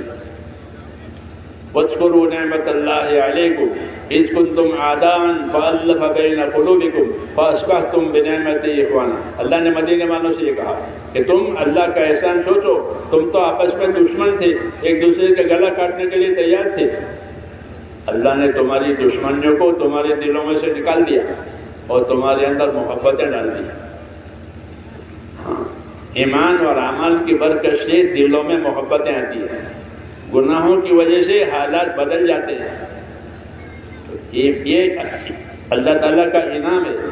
ایمان کی وجہ سے، اعمال کی وجہ سے حالات صحیح ہونے کی نشانی ہے کہ ایمان اعمال قائم ہوئے تو لوگوں میں محبتیں پیدا ہو گئی. اس کام کی برکت سے لوگوں میں محبتیں پیدا ہو گئی، لوگوں میں محبتیں پیدا ہو گئی کام کی برکت سے. ایک دوسرے کے مددگار ہیں، ایک دوسرے کی خدمت کرنے والے ہیں، ایک دوسرے کی ضرورت پوری کرنے والے ہیں. جی ہاں، کوئی کس ملک کا ہے، کس ملک کا ہے، کوئی جماعت آئی ہے تو وہ مدد کریں گے. کیوں؟ کوئی رشتہ داری نہیں ہے، صرف ایمان کی وجہ سے. تو یہ اللہ کی طرف سے کہ ایمان کی وجہ سے اور اعمال کی وجہ سے اللہ تعالیٰ محبتوں کا انتظام کرے. تو یہ مثال ہے کہ ہمارے جو حالات اللہ تعالیٰ صحیح کریں گے وہ ایمان اور اعمال کی برکت سے کریں گے. اس لیے ہم کو ایمان اور اعمال کی دعوت دی ہے کہ اپنا ایمان قوی کرنے کے لیے، اپنا ایمان مضبوط کرنے کے لیے محنت کرو. دعوت کی محنت سے ایمانوں میں یقین پیدا ہوتا ہے. کیا پیدا ہوتا ہے؟ ایمان تو پہلے سے ہی ہے کیونکہ ہم مسلمان ہیں، اللہ رسول ایمان ہے، لیکن ایمان کے ساتھ جب ایمان ترقی کرتا ہے تو یقین پیدا ہوتا ہے. یقین پیدا ہوتا ہے کہ جو اللہ نے کہا ہے وہ سچ ہے اور وہی ہوگا جو اللہ نے کہا ہے، اور وہی طریقہ صحیح ہے جو اللہ نے بتایا ہے. اس کا یقین اندر پیدا ہوتا ہے. اس کے لیے ہم کو ایمان دیا اور ایمان کے کام دیے. کیا دیے؟ کہ جب ایمان کے کام کرو گے، ایمان کی محنتیں کرو گے، عبادتیں کرو گے تو تمہارے ایمانوں میں قوت آئے گی اور یقین آئے گا. جب ایمان بڑھے گا تو ایمان کے کام زیادہ ہوں گے. فرائض بھی پڑھے گا، نوافل بھی پڑھے گا، صدقہ بھی کرے گا، خدمت بھی کرے گا، توبہ بھی کرے گا، ذکر بھی کرے گا. یہ سب کہ جتنا ایمان بڑھے گا اتنے اعمال صحیح ہوں گے، بڑھے گا. تو اعمال کو صحیح بھی کرنا ہے، اعمال کو بڑھانا ہے، اس لیے اپنے ایمان کو بڑھانا ہے. اللہ نے ہم کو کلمہ اور کلمے کی دعوت اور کلمے کی محنت دی ہے. جب اس محنت میں چلیں گے تو ہمارے ایمانوں میں ترقی ہوگی، تو پھر ہمارے اعمال زیادہ ہو جائیں گے، ہمارے ایمان بڑھ جائیں گے، ہمارا یقین اور تعلق اللہ تعالیٰ سے بڑھے گا. اور یہ اصل مقصود ہے. اس لیے اپنے ایمان کے ذریعے سے اپنے اعمال کو صحیح کرنا، اپنے اعمال کو بڑھانا ہے. دوسری بات یہ ہے کہ اپنے اعمال کو صحیح کرنا ہے. اس لیے کہ غلط عمل پر کوئی چیز نہیں ملتی. غلط عمل کریں تو بازار میں آپ کھوٹے سکے لے کر جائیں گے تو کیا ملے گا؟ یہ کچھ نہیں ملے گا. یہ سکے کھوٹے ہیں، بلکہ کھوٹے سکے چلانا گناہ ہے. یہ کھوٹے سکے کہاں سے لائے؟ کس نے بنائے؟ پکڑ ہوتی ہے. تو اس طرح کھوٹے سکوں سے کوئی کاروبار نہیں چل سکتا. اس طرح غلط عمل سے کوئی نتیجہ اور کوئی ثواب نہیں ملتا. اس لیے ایمان کے ساتھ دوسری ذمہ داری اللہ تعالیٰ نے ہم کو علم کی دی ہے. کس کی دی ہے؟ علم، یعنی دین سیکھو، علم سیکھو. جس طرح دنیا کے کاموں کو سیکھتے ہیں، گاڑی چلانا، گاڑی سیکھے بغیر کوئی گاڑی نہیں چلاتا. پہلے گاڑی چلانا سیکھے گا پھر گاڑی چلائے گا، چاہے اپنی خرید کر یا کسی کے ہاں نوکری کر کے. لیکن گاڑی کا علم جب تک چلانے کا نہ ہو وہ گاڑی کو ہاتھ نہیں لگا سکتا. ہاں، کہ وہ نقصان دے گا.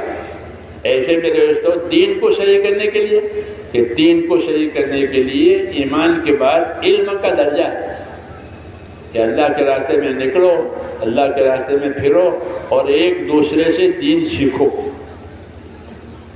جہاں زیادہ جاننے والے لوگ ہیں ان سے سیکھو، جہاں کم جاننے والے لوگ ہیں ان کو سکھاؤ، علم والوں سے علم پوچھو۔ علم جیسے دنیا کے کاموں کو پوچھتے نہیں پوچھتے، کوئی کورٹ کچہری کی بات ہوگی تو وکیلوں کے پاس جائیں گے، کوئی دوا دارو کی بات آئی تو ڈاکٹر کے پاس جائیں گے، کوئی بلڈنگ بنانا ہے، مکان بنانا ہے تو بلڈروں کے پاس جائیں گے۔ تو ہر لائن کے بڑوں کے پاس جانے کا رواج ہے۔ ہم کو یہ حکم ہے کہ اپنا ایمان، اپنی عبادت صحیح کرنے کے لیے جاننے والوں کے پاس جاؤ، عالموں سے پوچھا کرو، عالموں سے پوچھا کرو، جاننے والوں سے پوچھا کرو، تاکہ عمل صحیح ہو جائے، کیونکہ اللہ تعالیٰ صحیح عمل کا ثواب دیں گے، غلط عمل کا ثواب نہیں ہوتا۔ نماز صحیح ہوتی ہے، پڑھا نا آپ نے کہ جب بندہ نماز پڑھتا ہے وہ نماز صحیح ہوتی ہے، سنت کے مطابق ہوتی ہے، تو وہ آسمانوں پر جاتی ہے اور دعا دیتی ہوئی جاتی ہے، دعا دیتی ہوئی جاتی ہے کہ اللہ تجھے سلامت رکھے، تو نے مجھ کو سلامت رکھا۔ اور نماز بگاڑی ہے تو کہ وہ ٹوٹی پھوٹی پرانے کپڑے کی طرح اس کے منہ پر ماری جاتی ہے اور وہ بد دعا دیتی ہے کہ اللہ تجھے برباد کرے، تو نے مجھے برباد کیا اللہ کی عبادت کو۔ تو دعا عبادت، دعا نماز دعا بھی دیتی ہے، بد دعا بھی دیتی ہے۔ یہ علم ہے، ہم کو سکھایا ہے۔ اس لیے کیا کرنا ہے کہ اپنی عبادتوں کو، اپنے عملوں کو صحیح کرنا ہے۔ صحیح کس طرح کریں گے؟ کہ علم سے کریں گے۔ تیسرا نمبر کیا ہے؟ بولو، تیسرا نمبر علم و ذکر۔ ہاں، یہ کلمہ، نماز، علم و ذکر۔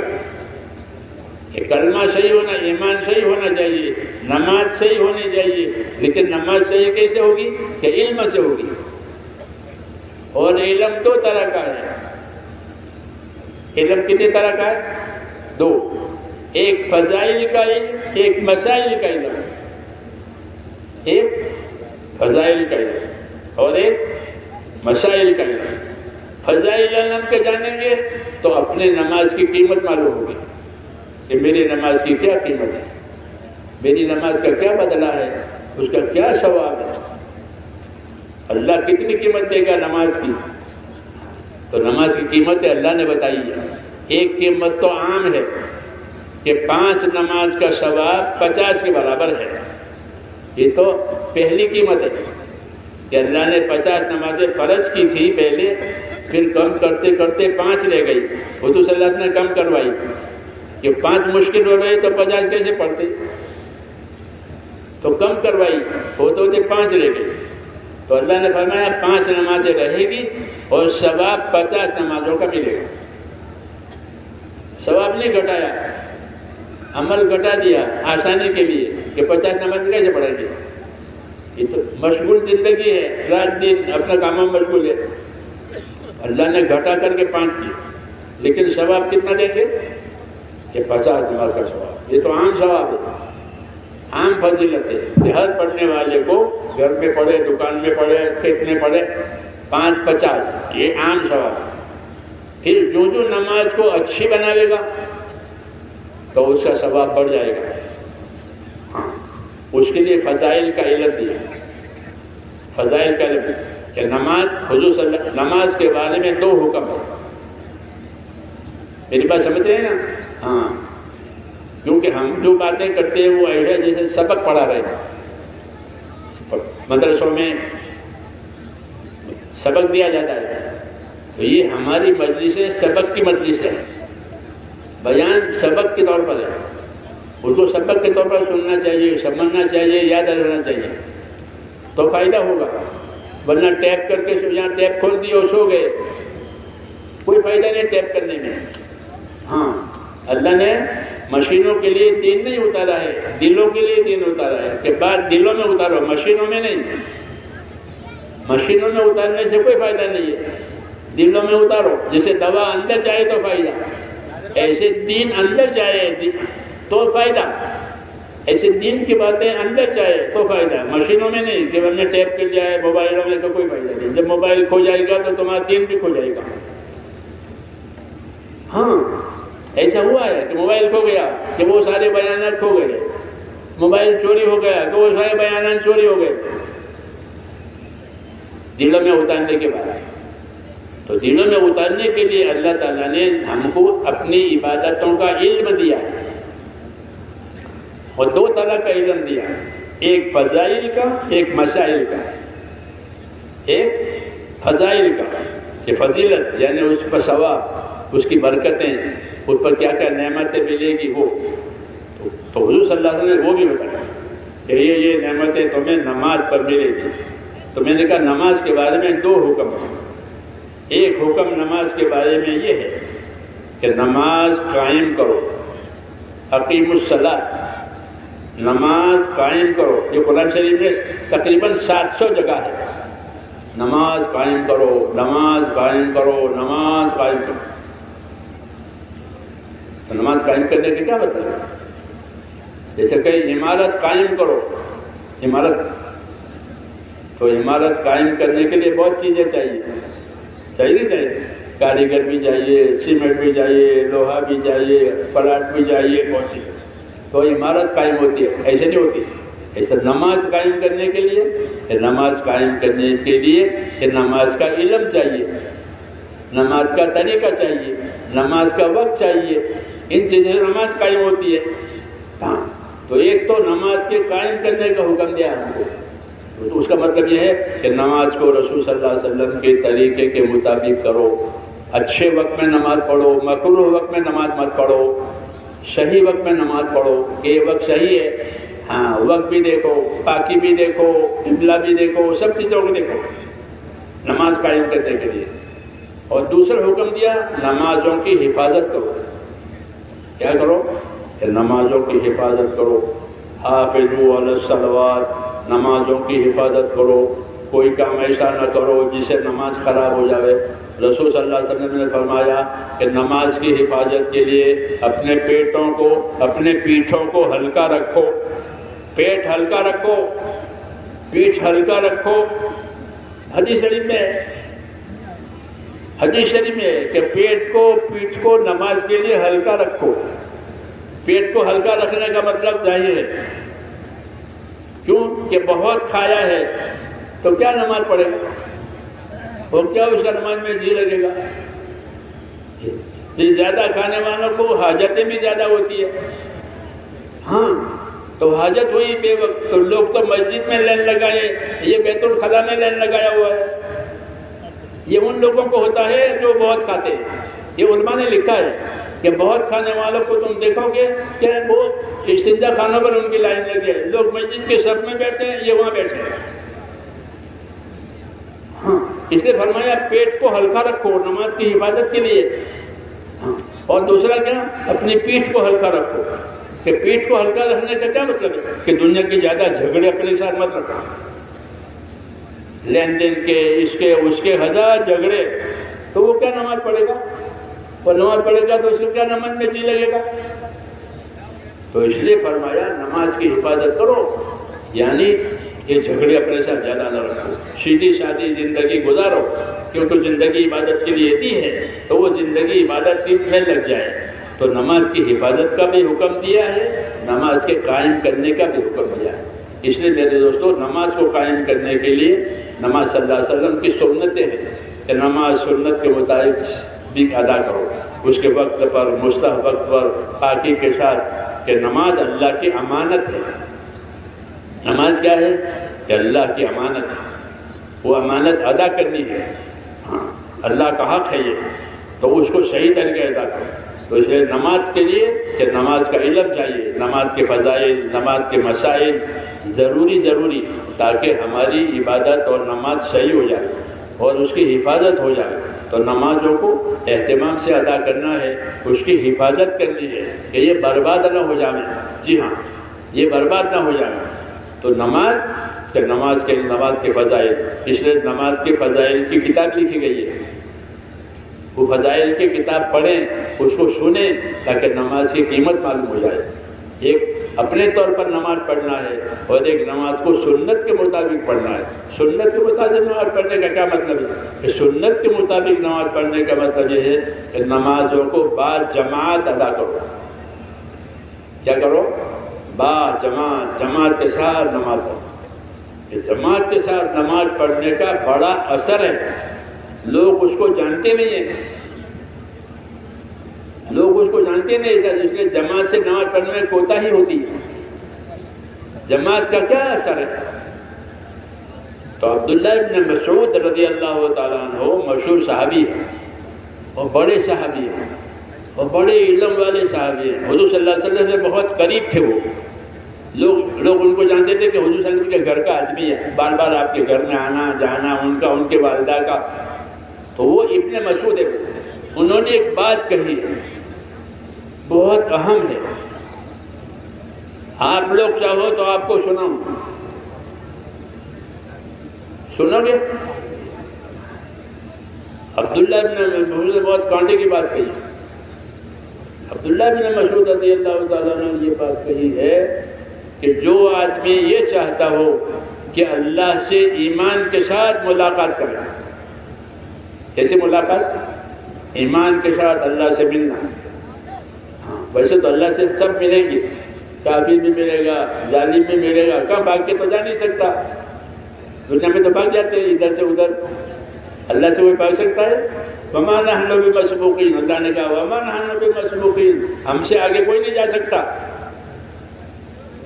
تو ابن مسعود یہ فرماتے ہیں کہ جو آدمی یہ چاہتا ہو کہ اللہ سے اس کی ملاقات ایمان کے ساتھ ہو، اس کے ساتھ، تو اس کا کیا طریقہ ہے؟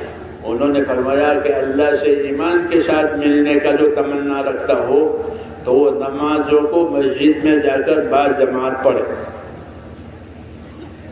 یہ اللہ سے ایمان کی حالت میں ملنے کا راستہ بتایا ہے۔ سمجھ میں آئی بات؟ نمازوں کو مسجد میں جا کر جہاں اذان اقامت ہوتی ہے وہاں پڑھو، کہ یہ عمل ایسا ہے کہ اس کی وجہ سے بندہ اللہ سے ایمان کی حالت میں ملے گا۔ تو بڑی بات ہے کہ اللہ سے ایمان کی حالت میں ملے، اللہ پھر اس کے ایمان کی قدر کریں گے، اس کے ایمان کا بدلہ لیں گے۔ جی ہاں، کیوں کہ وہ نماز کی حفاظت کرنے والا ٹھہرا، کہ نماز کی حفاظت کر کے اللہ سے ملا ہے۔ والذین هم علی صلاتهم یحافظون اولئک فی جنات مکرمون، کہ وہ لوگ جن کے اندر یہ باتیں ہوں گی، ان میں سے ایک بات یہ بھی ہے کہ نمازوں کی حفاظت کرنے والے، کہ یہ وہ لوگ ہیں کہ اللہ تعالیٰ جنت میں جب اللہ سے ملاقات ہوگی تو اللہ جنت میں ان کا اکرام کرے گا، جیسے مہمانوں کا اکرام ہوتا ہے ان کے۔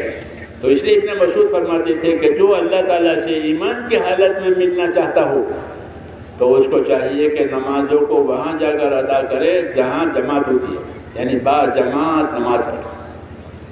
کہ اللہ تعالیٰ نے جماعت سے نماز پڑھنے کو تمہاری نبی کی سنت قرار دیا ہے، کہ نبی صلی اللہ علیہ وسلم کی سنت یہ تھی کہ آپ نماز با جماعت پڑھتے تھے۔ بیماری کی حالت میں بھی آپ دو آدمیوں کے سہارے آ کر مسجد میں آپ کو لایا جاتا تھا مسجد میں۔ ایسے صحابی بیمار ہو جاتا تھا تو وہ بھی دو آدمیوں کے سہارے آ کر مسجد میں اس کو کھڑا کیا جاتا، وہ بیماری کی حالت میں بھی نماز جماعت نہیں چھوڑتے تھے۔ کیوں کہ جماعت سے نماز پڑھنا یہ نبی صلی اللہ علیہ وسلم کا سنت طریقہ ہے۔ تو ابن مسعود نے ایک تو یہ بات کہی۔ دوسری بات ابن مسعود نے یہ کہی کہ اگر نبی صلی اللہ علیہ وسلم کے طریقے کو چھوڑ دو گے تو گمراہ ہو جاؤ گے۔ یہ نماز باجماعت پڑھنا چھوڑ دیا تو گمراہی آئی ہے۔ اس لیے میرے دوستوں، اللہ سے ایمان کی حالت میں ملنے کے لیے نمازوں کو باجماعت پڑھیں، سنت کے مطابق پڑھیں۔ نماز کے انتظار پر ثواب ملتا ہے، پڑھا نہیں پڑھا کہ نماز کے انتظار میں بیٹھے ہیں، جماعت کھڑی ہونے والی ہے، ابھی کچھ وقت باقی ہے، انتظار میں بیٹھے ہیں، تو اللہ انتظار کا بھی ثواب دیتا ہے۔ کہ جو نماز کے انتظار میں ہے گویا وہ نماز میں ہے۔ دنیا کے کسی کام میں آپ انتظار میں بیٹھو گے تو کیا ملے گا؟ ملتا ہے نہیں، وہ ویٹنگ روم میں بیٹھو، ویٹنگ روم میں بیٹھو، ویٹ کرو، جی ہاں، کام نہیں ویٹ کراؤ، اور یہاں ویٹ کرو گے، انتظار کرو گے تو انتظار کا بھی انعام ملے گا، پہلی سب کا بھی انعام ملے گا، پہلی سب کا انعام ملے گا۔ پہلی سب میں امام کی دائیں طرف نماز پڑھنے کا انعام الگ ہے، بائیں طرف پڑھنے کا الگ ہے، امام کی بائیں طرف پڑھے، امام کی دائیں طرف پڑھے، ہاں ایک ایک بات پر انعام ہے۔ داہنی طرف پڑھو، امام کی داہنی طرف، کہ امام کے داہنی طرف جو لوگ نماز کھڑے ہوتے ہیں پہلی سب میں، دوسری سب میں، تیسری سب میں، تو ان اللہ وملائکتہ لیصلون علی میامن الصفوف، حدیث شریف میں کہ اللہ رحمت نازل کرتا ہے، فرشتے رحمت کی دعا کرتے ہیں ان لوگوں کے لیے جو امام کی داہنی جانب میں کھڑے ہوتے ہیں، پہلی سب میں، دوسری سب میں، دائیں جانب۔ تو داہنی جانب کا بھی ثواب ہے، انتظار کا بھی ثواب ہے، جماعت کا بھی ثواب ہے، اتنے طریقے سے اللہ تعالیٰ دے رہے ہیں۔ اس لیے اتنے مشہور کہتے ہیں اللہ سے ملنا ہو ایمان کے ساتھ تو نمازوں کو باجماعت پڑھو، ہاں یہ بڑی بات ہے۔ اور ایک بات اور بھی ہے کہ نماز ایک ایسی عبادت ہے کہ جو پوری زندگی پر اثر ڈالتی ہے، نماز پوری زندگی پر اثر ڈالتی ہے۔ اگر نماز صحیح ہو گئی تو آدمی کی پوری زندگی صحیح ہو جاتی ہے، اس کا اثر ہے، ہر عمل میں اثر بھی ہوتا ہے، اجر بھی ہوتا ہے، اثر بھی ہوتا ہے، اور کیا ہوتا ہے؟ اجر، یعنی اس کا بدلہ۔ تو اثر بھی ہے، اجر بھی ہے۔ تو نماز کا اثر یہ بتایا کہ نماز برائیوں سے روک دے گی، نماز زندگی کی برائیوں سے روک دے گی، بے حیائیوں سے روک دے گی، یہ اس کا اثر ہے۔ اور اجر الگ ہے، اس کا اجر یعنی بدلہ وہ الگ ہے۔ ہر عمل میں اثر بھی ہوتا ہے، اجر بھی ہوتا ہے، یہ فضائل سے معلوم ہو جائے گا۔ اس لیے ہمارے ہاں کہ اعمال کو کرو اور فضائل کے ساتھ کرو۔ کس کے ساتھ؟ فضائل کے ساتھ۔ جب فضائل کے ساتھ کرو گے تو شوق بھی پیدا ہوگا، یقین بھی پیدا ہوگا، شوق بھی پیدا ہوگا اور یقین بھی پیدا ہوگا کہ نماز باجماعت پڑھے تو آپ کو مسجد تک جانے کا ہر قدم لکھا جائے گا، کہ کتنا دور سے چل کر آیا ہے وہ لکھے جائیں گے، پھر ہر قدم پر ایک نیکی ملے گی، ایک درجہ بلند ہوگا، ایک خطا معاف ہوگی، جتنے قدم اٹھے یہ قدم لکھے جائیں گے۔ ایک صحابی نے حضور سے عرض کیا کہ میرا مکان دور ہے، میں مکان بدلنا چاہتا ہوں، تو وہاں سے مسجد کے بعد قریب میں کوئی مکان لے لوں تاکہ آنا جانا آسان، فرمایا نہ ایسے نہیں، وہیں رہو، وہیں سے چل کر آؤ، پھر چل کر جاؤ، کہ کیا ہوگا کہ تمہارا آنا اور جانا دونوں لکھا جائے گا۔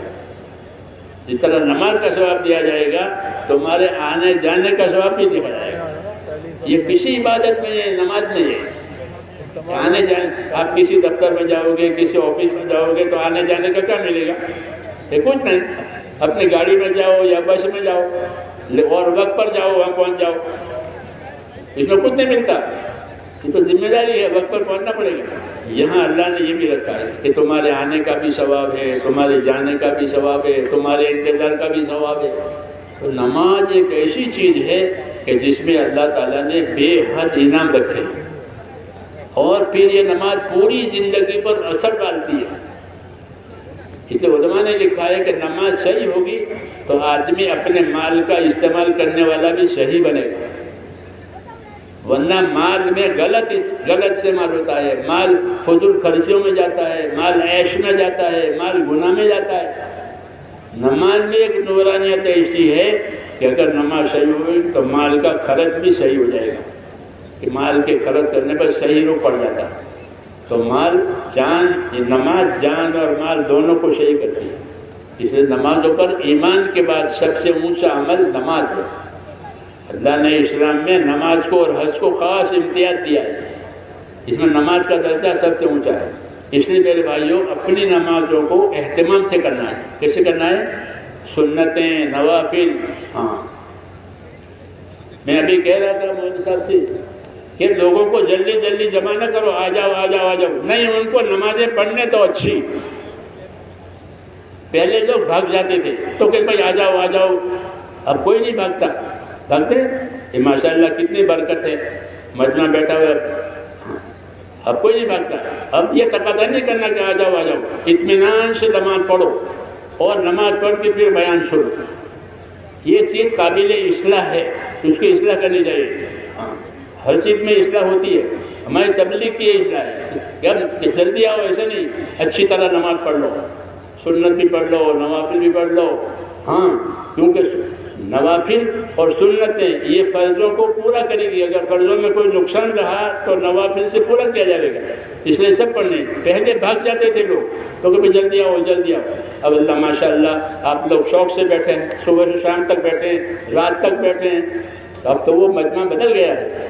تو اب اس کی اصلاح ہونی چاہیے. اب نمازوں کو اچھے سے اچھا پڑھو اور اطمینان سے نماز پڑھ کر پھر نماز کی بات سناؤ، پھر دین کی بات سناؤ. جی ہاں، ہر چیز میں اصلاح ہوئی ہے. پہلے نماز میں بولنا، باتیں کرنا، سلام کا جواب دینا جائز تھا. پھر اصلاح ہوئی کہ اب بولنا بند کر دیا، سلام کرنا بند کیا. ایسے روزوں میں بھی اصلاح ہوئی ہے، پھر اس کو بند کیا. اب روزوں کا پورا طریقہ ہے. اس طرح تبلیغ میں بھی یہ اصلاح کرنی ہے.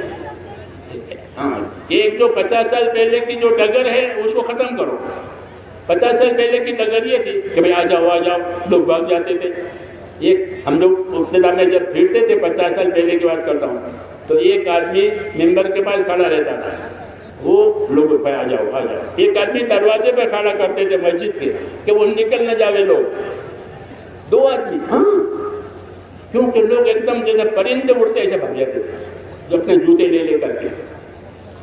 تو ایک آدمی دروازے پہ کھڑا رہتا تھا، ایک آدمی یہاں کھڑا رہتا تھا. دروازے والا روکتا، بھائی بیٹھو، ابھی تھوڑی دیر بات ہوگی. لیکن وہ نکل جاتے تھے. ہمارے مولوی محمد صاحب بانو کو دیکھو کہتے اس نے جوتے پکڑ لیے تو سمجھو گھوڑے پر سوار ہو گئے، اب تمہارے قابو کا نہیں ہو، وہ بھاگ جائے گا. تو اس سے پہلے کہ وہ جوتا ہاتھ میں لے تم اس کی خوشامد کرو، اس کو بٹھاؤ. تو لوگوں کو بٹھائے. اب وہ بات نہیں ہے. اب تسلی سے نماز پڑھے. ہاں، پھر تسلی سے بات سنیں اور بات سن کر پھر عمل کریں تاکہ نماز کی صحیح ترتیب آئے. یوں کہتے ہیں کہ نماز جتنی اچھی ہوگی باقی زندگی اتنی اچھی ہوگی. اس لیے نمازوں کو اچھا بنانا ہے. دوسرا، دین کی باتیں سیکھنے کا طریقہ ہمارے پاس ہونا چاہیے. علم و ذکر کا یہ مطلب ہے کہ علم و ذکر میں کہ جو بھی کام کرو آپ کو اس کا صحیح طریقہ معلوم ہونا چاہیے. تجارت کرو، کمائی کرو، کپڑا پہنو، کپڑا اتارو، شادی کرو، جو بھی کرو کام اس کو صحیح طریقے سے کرو. یہ علم و ذکر میں یہ بات بتائی گئی ہے. جو علم کا تیسرا نمبر کہتے ہیں، تو تیسرا نمبر کا کیا مطلب ہے؟ تیسرا نمبر کا یہ مطلب ہے کہ جو کام کرو وہ اللہ کے حکم کے مطابق ہو، نبی کے طریقے کے مطابق. کوئی بھی چھوٹا بڑا کام علم و ذکر کے ذریعے سے یہ تلقین کی جاتی ہے. جو 6 نمبر ہے نا، تو یہ 6 نمبر دین بنانے کے ہیں اور دین پھیلانے کے بھی ہیں. تو علم و ذکر کا مطلب میرے دوستوں یہ ہوتا ہے کہ جو بھی کام کرو اس میں دیکھو اللہ کا کیا حکم ہے، نبی کا کیا طریقہ ہے. ہاں، اللہ کا حکم، نبی کا طریقہ اور صحیح نیت، یہ 3 چیزیں ہوتی ہیں. 3 چیزیں ہوئی تو دنیا دین بن جائے گی. دنیا کو دین بنانے کا نسخہ ہے. ہم دنیا دار نہیں ہیں، ہم دیندار ہیں. مسلمان دنیا دار نہیں ہوتا، غیر دنیا دار ہوتا ہے. وہ اللہ رسول کو نہیں مانتا، وہ دنیا دار ہے. ہم دیندار ہیں. لوگ کہتے ہیں کہ بھائی ہم تو دنیا دار ہیں. نہیں، کوئی مسلمان دنیا دار نہیں ہے. وہ اللہ رسول پر ایمان لایا ہے، اس کے کانوں میں اذان کہی گئی ہے پیدا ہوا تو دنیا دار کب سے ہو گیا؟ دنیا دار کب سے ہو گیا؟ جب پیدا ہوا تو کان میں اذان کہی تھی. جب مرے گا تو کلمہ یاد دلائیں گے تو اس کو تو دائیں بائیں اوپر سے نکل وہ 3 ہی دین ہے چاروں طرف.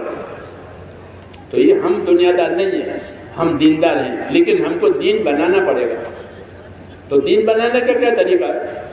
کہ دین بنانے کا طریقہ یہ ہے کہ ہر کام میں یہ دیکھو کہ اللہ کا حکم کیا ہے، نبی کا طریقہ کیا ہے، اور حکم پر اور طریقے پر عمل کرنے کے لیے نیت کیا ہے.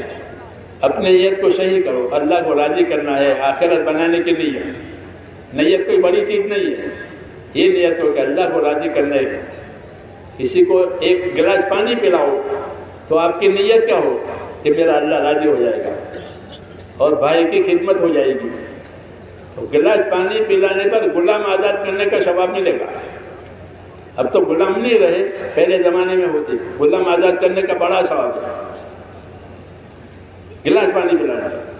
تو یہ دھیان ہو کہ میں یہ عمل کروں گا، اللہ مجھ کو یہ دے گا آخرت میں۔ تو میں نے کہا دنیا کو دین بنانے کا یہ طریقہ ہے کہ ہر کام میں اللہ کا حکم دیکھو، نبی کا طریقہ دیکھو، اور نیت سچی رکھو۔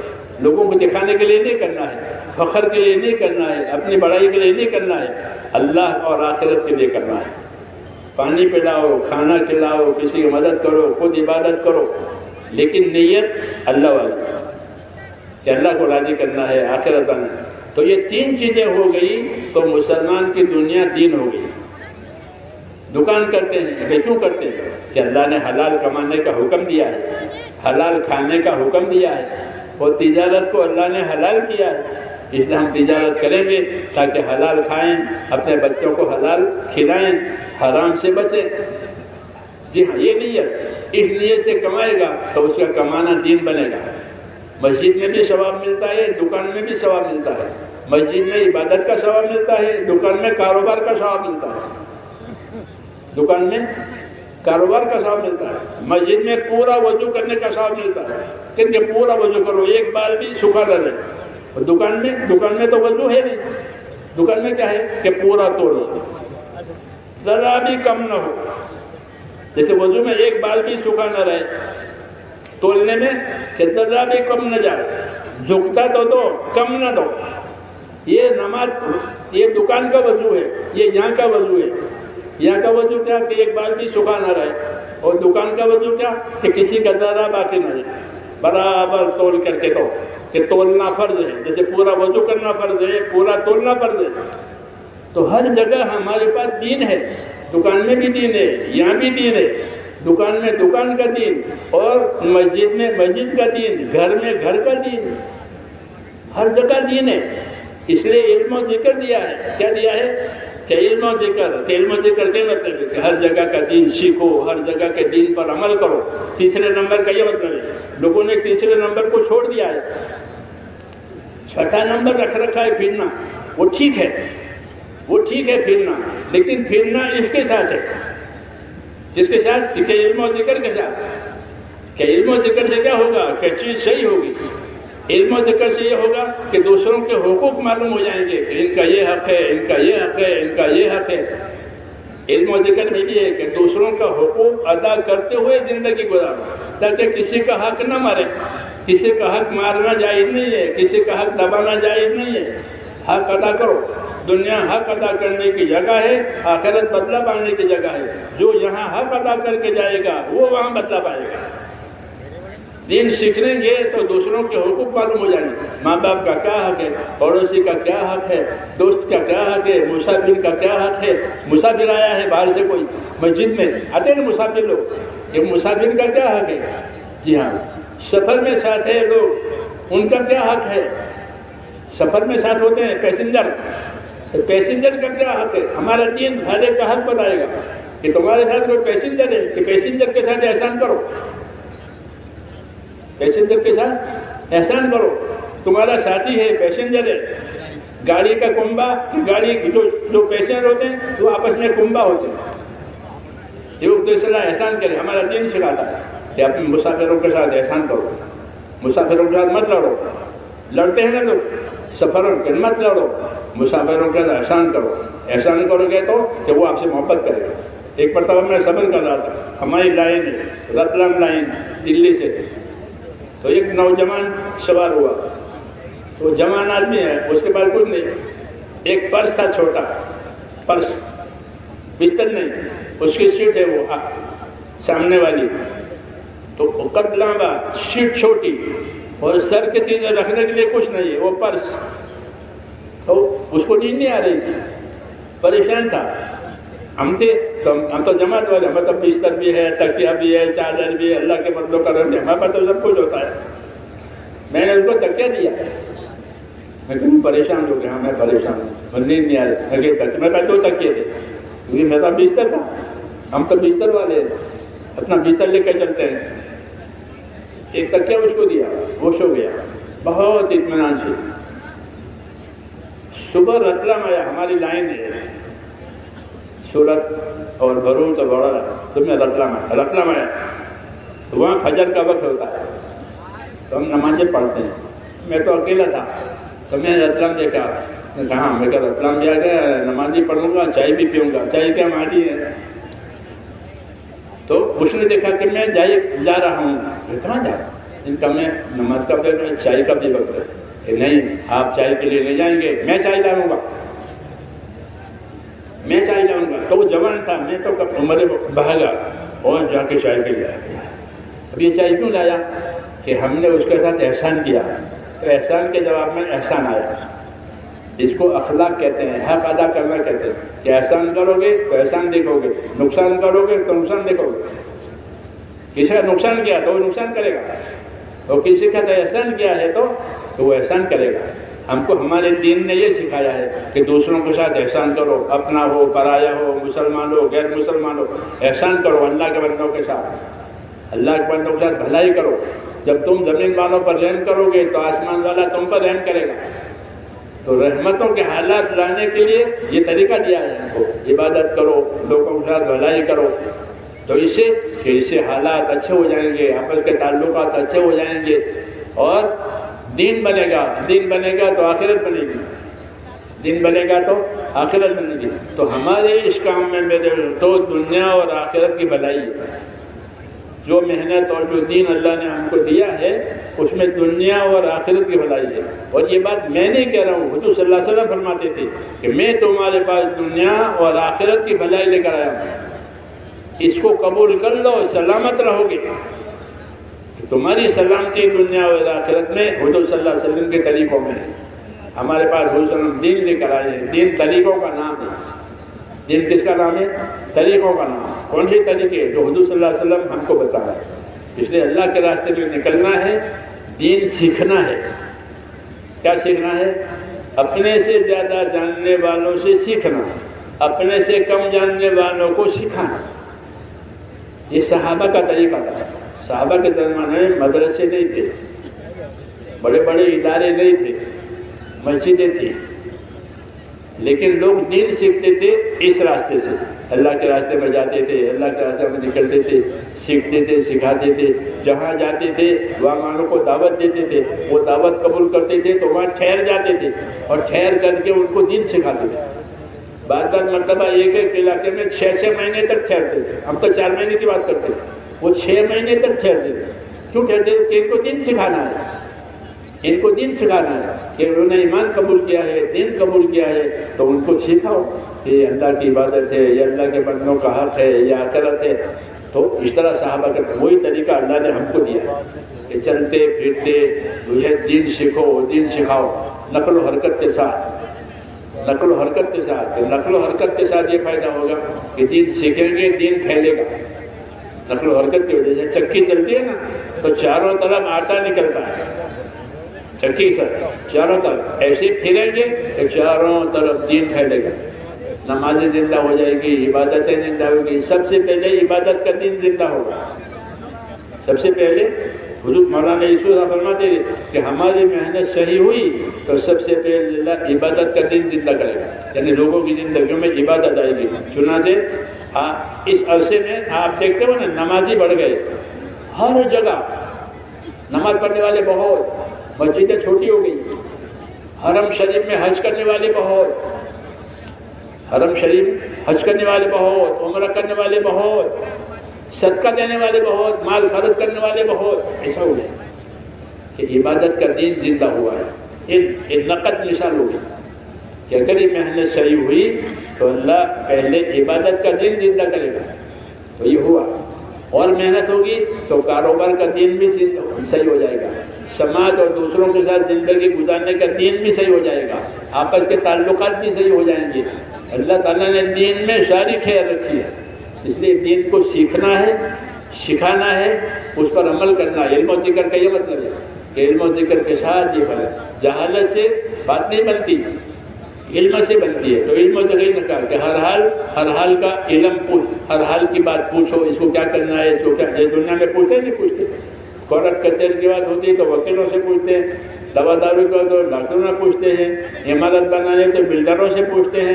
تو یہ رواج ہے کہ زیادہ جاننے والوں کے پاس جا کے پوچھا کرتے ہیں. تو کہاں کہ دین میں بھی ہے، جو تم سے دین زیادہ جاننے والے ہیں، عالم ہیں، مفتی ہیں، اپنی دینی باتیں ان سے پوچھا کرو. جب پوچھو گے تو صحیح چیز معلوم ہوگی، صحیح عمل ہوگا. یہ باتیں اپنے اندر پیدا کرنی ہے. ہم غافل ہیں، ابھی ہماری غفلت دور کرنے کا اللہ نے یہ طریقہ دیا ہے کہ اللہ کے راستے میں پھرو تاکہ آخرت کا دھیان آئے. آخرت کا دھیان آئے، آخرت کا دھیان آئے تو دین کی فکر کرے گا. آخرت بھول جائے گا تو دین چھوٹ جائے گا. اللہ کے راستے میں نکلنے سے آخرت کا دھیان آتا ہے، موت کے بعد کی فکر آتی ہے، اور اپنے دین پر چلنا آسان ہو جاتا ہے. اس لیے کہتے ہیں کہ اپنی زندگی میں سے وقت فارغ کر کے اللہ کے راستے میں پھرو. 4 مہینے ایسے لگ جائیں کہ ہمارا رخ آخرت کی طرف ہو جائے، ہمارا رخ اللہ کی طرف ہو جائے، اللہ کی طرف ہمارا رجوع ہو جائے. ایسے 4 مہینے لگانے ہیں کہ دنیا کا وزن کم ہو جائے، آخرت کا وزن بڑھ جائے.